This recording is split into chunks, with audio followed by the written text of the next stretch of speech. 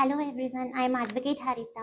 இன்னைக்கு நாம பார்க்க போற topic the familiar grievances faced by the advocates and litigants.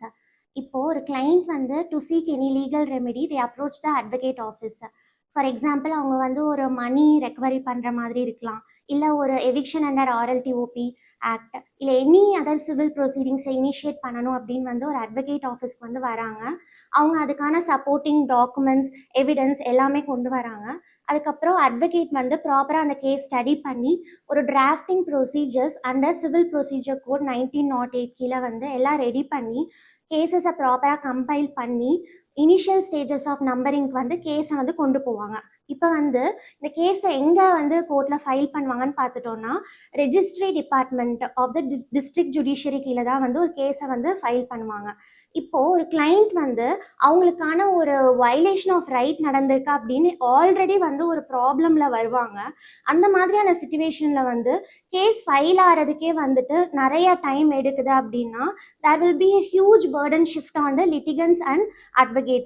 So ஒரு பவர்ஃபுல் ஷீல்டாக வந்து நம்மளுக்கு ஒரு common order by the honourable justice N Seshasayee before the Madurai bench of Madras high court வந்து பியூட்டிஃபுல் ஜட்ஜ்மெண்ட்டை வந்து டெலிவர் பண்ணியிருக்காங்க. இதில் வந்து 5 பெட்டிஷனர்ஸோட கேசஸ் வந்து கம்பைல் பண்ணி அவங்களோட கேசஸ் வந்து இனிஷியல் ஸ்டேஜஸ் ஆஃப் நம்பரிங்லேயே வந்து ப்ராப்ளம் ஃபேஸ் பண்ணனால வந்துட்டு இதை எல்லாத்தையும் வந்து சேர்ந்து விசாரிச்சு இதில் என்னென்ன கீ பாயிண்ட்ஸ்லாம் இருக்குது, ஸோ எப்படி வந்து ஒரு சிட்டிசனுக்கு வந்து ஒரு ஆக்சஸ் டு ஜஸ்டிஸ் கிடைக்கலாம், அந்த மாதிரியான சினாரியோலாம் வந்து இந்த கேசஸ்ல வந்து பண்ணியிருப்பாங்க. இதுல for example one of the பெட்டிஷனர்ஸோட கேஸ் என்னன்னா வந்து அட்டாமிக் எனர்ஜி பவர் பிளான்ட் வந்து ஒரு பப்ளிக் பர்பஸஸ்க்காக வந்து லேண்டை வந்து அக்வயர் பண்ணுவாங்க, லேண்ட் அக்விசிஷன். அப்போது இந்த பெட்டிஷனரோட லேண்டை வந்து பட்டா நம்பரை மிஸ்டேக்கபிளாக வந்து இந்த பப்ளிக் பர்பஸில் வந்து ஆட் பண்ணி அவரையும் வந்து ஃபோர்ஸ்ஃபுல்லாக வந்து எவிக்ட் பண்ணியிருப்பாங்க. ஸோ இந்த பெட்டிஷனர் வந்து section 6 of the specific relief act கீழே வந்து அவருக்கான ஒரு ரிலீஃபை வந்து கோர்ட் கீழே சீக் பண்ணியிருப்பாங்க. அப்போது இந்த கேஸை வந்து அவங்க நம்பர் பண்ண எடுத்துட்டு போய் அந்த ரெஜிஸ்ட்ரி டிபார்ட்மெண்ட் கிட்ட கொடுக்கும் போது அவங்களுக்கு 4 டைப் ஆஃப் அப்ஜெக்ஷன் வந்து கொடுத்துருப்பாங்க. எப்படி வந்து இந்த சூட் மெயின்டெனபிள், ஒரு பப்ளிக் பர்பஸ்க்காக வந்துட்டு லேண்ட் அக்விசிஷன் பண்ணும் போது how the suit is maintainable, அதே மாதிரி வந்துட்டு same parties for same matter வந்து வேற கோர்ட்ல வந்து ஒரு இன்ஜெக்ஷனும் ஃபைல் பண்ணியிருப்பாங்க. So how this is sustainable, இந்த மாதிரி இன்னும் 2 அப்ஜெக்ஷன் வந்து கொடுத்துருப்பாங்க. இந்த கேஸில் என்ன பண்ணுவாங்கன்னா வந்து பெட்டிஷனர் வந்து இந்த ஃபாலோயிங் அப்ஜெக்ஷன்ஸ் எல்லாம் வந்து ப்ராப்பராக கிளாரிஃபை பண்ணி ரீப்ரசன்ட் பண்ணுவாங்க. அப்போ பார்த்தா இன்னொரு டைப் ஆஃப் அப்ஜெக்ஷன்ஸ் வந்து கொடுத்துருப்பாங்க, again rectify it and present it within 2 weeks. அப்போது இதில் நம்ம தெரிஞ்சுக்க வேண்டிய முக்கியமான விஷயம் என்னன்னா வந்து இப்போ நம்ம கோர்ட்ல வந்து ஒரு கேஸை ஃபைல் பண்ணும் போது சம் ஆஃப் த அப்ஜெக்ஷன்ஸ் வந்து கொடுக்குறாங்கன்னா வந்து every type of objection should be given in the first instance itself. இதுவே வந்து நம்மளுக்கு ஒரு எவிடன்ஸ் தான். ஃபர்ஸ்ட் 4 அப்ஜெக்ஷன்ல இல்லாத அப்ஜெக்ஷனை வந்து செகண்ட் டைப் ஆஃப் இல்லை கொடுக்கும் போது வந்து நாம தாராளமா வந்து கோர்ட்டுக்கு முன்னாடி ஓப்பன் கோர்ட்ல ஜட்ஜ் முன்னாடி வந்து நம்ம இதை ஒரு எவிடன்ஸா சப்மிட் பண்ணி நம்ம கேஸை ஃபைல் பண்றதுக்கு வந்து it is one of the powerful shield. So வந்து நம்ம ப்ரீ நம்பரிங் ஸ்டேஜஸ்லேயே வந்து ஸ்ட்ரக் டவுன் ஆகாம இருக்கலாம்.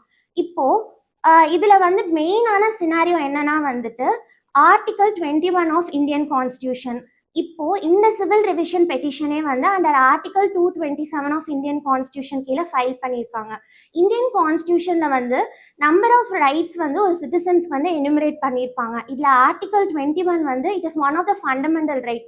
ஒரு ஃபண்டமெண்டல் ரைட் அப்படின்றது வந்து சிட்டிசன்ஸ்க்கு வந்து டினையே பண்ணவே கூடாது. So under article 21 every citizen has the access to justice.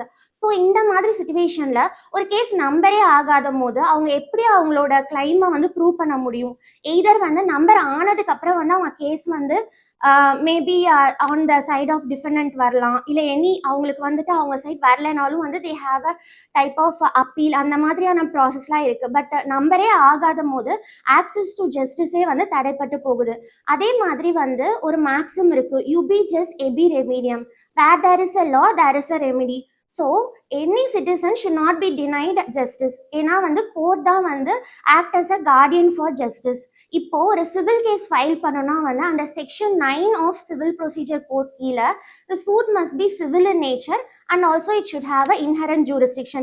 இந்த 2 கிரைட்டீரியாவை ஃபாலோ பண்ணி and order 7 and order 6 of சிபிசியோட ப்ராப்பர் டிராஃப்டிங் ப்ரொசீஜர்ஸ் இருந்தாலே வந்து கேஸை வந்து நம்பர் பண்ணிடலாம் அப்படின்ற ஒரு சுச்சுவேஷன் இருக்கு. ஸோ இந்த கேஸ்ல வந்து இம்பார்ட்டண்ட்டான ஒரு சில கிரைட்டீரியாலாம் சொல்றாங்க. இப்போ ரெஜிஸ்ட்ரி அப்படின்றது வந்து ஒரு அட்மினிஸ்ட்ரேட்டிவ் அண்ட் மினிஸ்ட்ரியல் ஆக்டை வந்து பெர்ஃபார்ம் பண்ணுவாங்க.